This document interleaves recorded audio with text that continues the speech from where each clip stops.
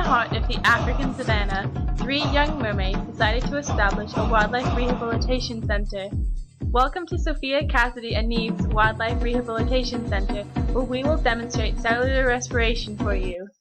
The first stage is glycolysis, where a glucose molecule produces 2 pyruvate molecules. In the cytosol, a 6-carbon glucose molecule is broken down into 2 3-carbon pyruvate molecules. 2 ATPs are used in this process and 4 are produced through substrate-level phosphorylation, resulting in a net production of 2 ATPs. 2 water molecules are also produced. During glycolysis, electrons are carried to the electron transport chain via the electron carrier NAD+, which, with 2 electrons and 2 protons, becomes NADH. The pyruvate molecules move into the mitochondrial matrix. Pyruvate carboxyl group is removed, producing carbon dioxide. A 2-carbon fragment is left, which is oxidized into acetate. Coenzyme A attaches. This results in the compound acetyl-CoA. The electrons that were removed are stored as energy in NADH and taken to the electron transport chain. Each acetyl-CoA goes through the citric acid cycle once.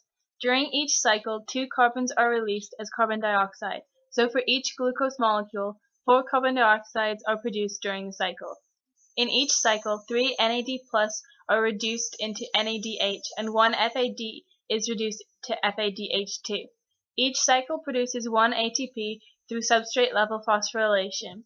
The net of 2 cycles is 2 ATP molecules, 4 CO2 molecules, 6 NADH, and 2 FADH2.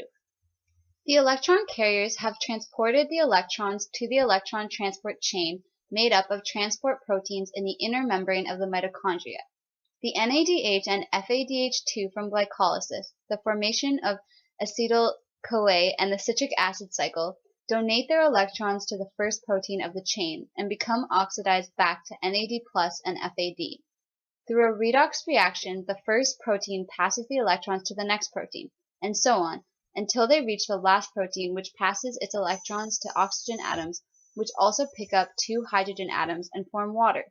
In summary, 2 electrons plus 2 hydrogen atoms plus 1 oxygen atom make H2O. The energy produced by the redox reactions in the electron transport chain powers the transport of hydrogen ions across the inner membrane, creating a concentration gradient on either side. The hydrogen ions flow down their concentration gradient through the protein channel ATP synthase, which is their only way to cross the membrane, harnessing the proton motive force created by the concentration gradient.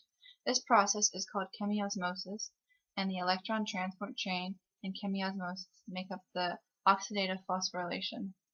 The hydrogen ions flowing through ATP synthase powers the phosphorylation of ADP into ATP. The net ATP production of oxidative phosphorylation is 26 to 28 ATP molecules.